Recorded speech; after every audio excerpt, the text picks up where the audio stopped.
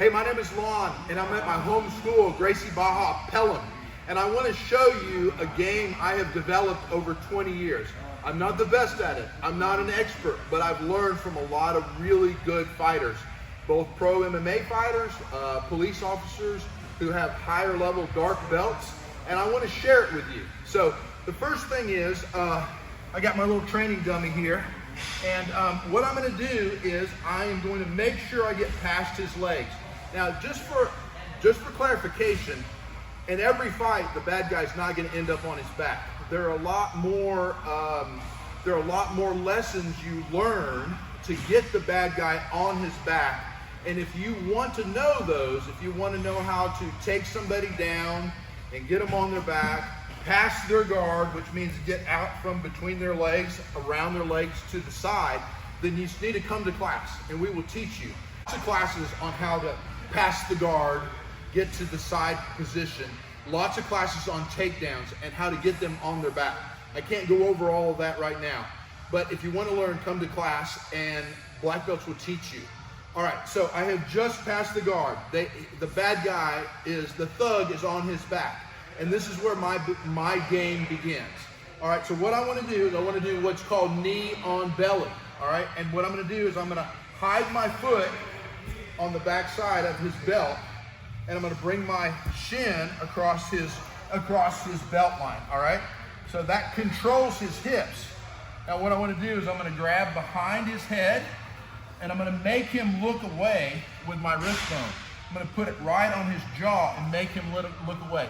Now, I have rolled with one or two professors that can give you a violin here, but I'm mindful of violin is basically an arm lock where he locks my shoulder or locks my elbow. So I'm aware of this, and if I see him going for it, I'm going to let go of it and come to this side, or I can come on his jaw and push him down right here. That way, if he goes for the arm lock, it just moves off. But 90% of the people in the world don't know that, and so I can control them. This is a self-defense situation, okay? There are three types of jiu-jitsu. There is self-defense, there is MMA, and there is sport jiu-jitsu. All three of them are very valuable, and you think about them as like three circles. These three circles, when you line them up, what I'm teaching will work in all three of those to some degree, but I'm focusing on the self-defense aspect of it, all right? So what I'm trying to do right now is I'm just trying to control the bad guy. I'm trying to talk to him, all right? Hey man, I don't want any trouble. Hey, we're looking for a peaceful life. What I'm doing is I'm keeping this leg away from him. I don't want it to drop down and touch the ground. If it touches the ground, the pressure comes off of him. This is a big white belt mistake, is not allowing this to be like a kickstand out away from him. A white belt will drop the knee down and immediately the pressure comes off of him and he can escape. So I want to keep it out like a rudder or a kickstand, and it balances me. If he tries to throw me over this way, I have all this to counterbalance. All right, so I've got this here, I'm talking here, and I'm just talking to him. Hey man, you don't want any trouble. I don't want any trouble.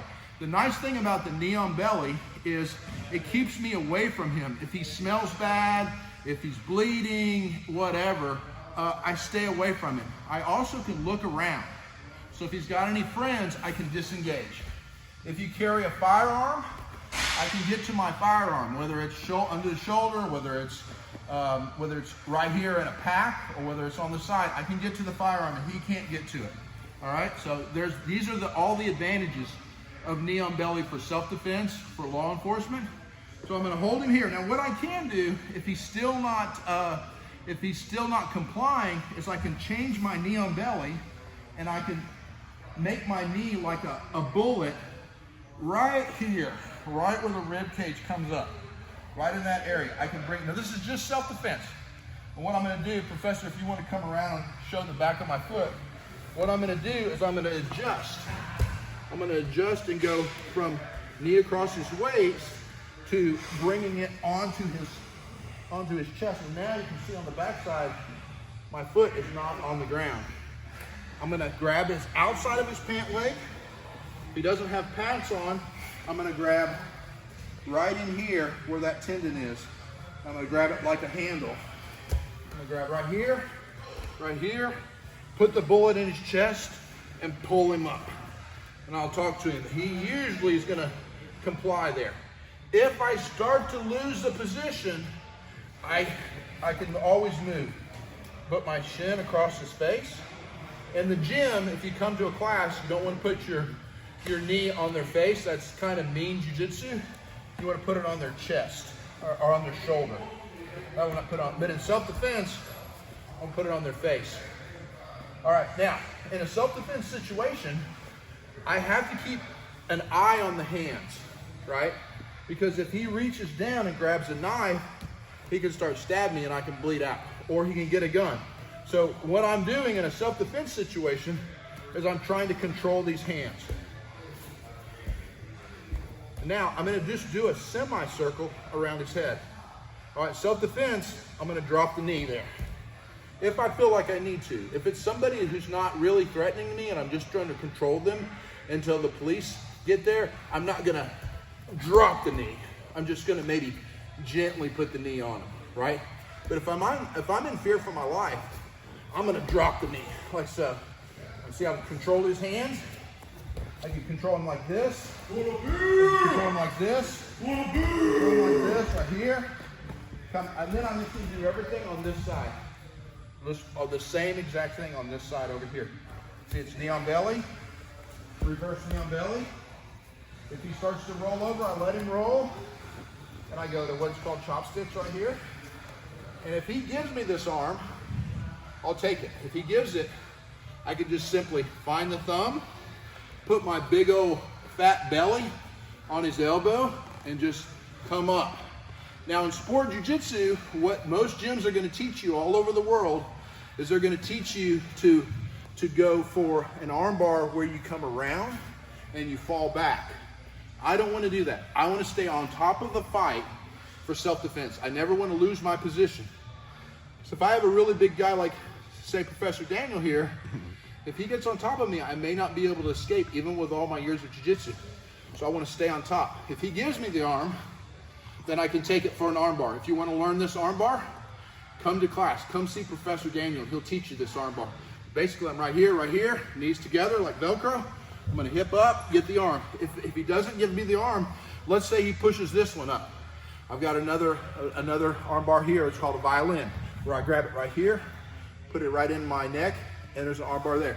Most people, they won't give you their arm because something inside of them tells you it's a bad idea to extend the arm. So what I'm gonna do is I'm gonna do a bicep slicer from here. Professor Daniels taught me, don't go shallow, go ahead and go deep in there. Come around, I'm gonna go down, up, down, and then if you want the details on the bicep slicer, come take a private lesson from Professor Daniel. He'll be happy to teach you. I can't give you all the details. But basically, I have 3 submissions from right here. I also have my knees. Can I use my hands? Yes, I can use my hands. But the thing about the hands is I can accidentally break my hand. So I've got to be careful with a hammer fist. I don't want to break my hand. Plus, that looks kind of bad on, everyone's got a cell phone these days. I want the cell phone to hear, hey man, I don't want any trouble. I don't want them to see this. It's not good. Now, if I'm losing the fight, I'll do that. But if I can just hold him there and talk to him. All right, so I've got 3 or 4 submissions from this side. I have the same 3 or 4 on this side. Notice I'm staying away from the legs. I don't want to start moving over here because if he starts to do different jiu-jitsu things, I can get swept and he can be on top of me. But if I stay away from his legs, semicircle, I'm safe, all right? And I can also look around. I can get my firearm. I can get my knife, whatever I need to do. I also have submissions from what's called north and south. North-south, right here is north-south. So one submission from north-south is what's called a kimura. All right, for this to work, I need to turn him to his side. I need to put his head in between my legs. I need to smash it like a grape. I also would like to have an arm in there too. So let's say I've got both his arms here. I'm gonna feed one down, bring the knee on it. I've got it pinned down. He can't do anything with this hand. He can't get a knife with this one. I'm gonna turn him to his side, thread it through, I'm gonna windshield wiper this out, down, pinch it in, pull the shoulder up high, using my core, and then just bring the wrist behind the back. I can also do what's called a reverse motorcycle grip as I twist my wrist, and that also closes the joint up even more. Bring it behind his back. I can hold him there. I can break his shoulder. Can he bite me? Technically, he could bite me, I guess, but I'm aware of that. I'm kind of keeping my genital area up away from his face, and it's really hard to bite something if your shoulder's getting ready to break. So if I feel him moving towards me, I'll break the shoulder. So that is an overview of this game. It's my game. I'm gonna have another video coming up. Like, subscribe, hit me up with any questions, and I'll send you to real professionals who do this for a living as opposed to just a hobbyist like myself. Let's get it done.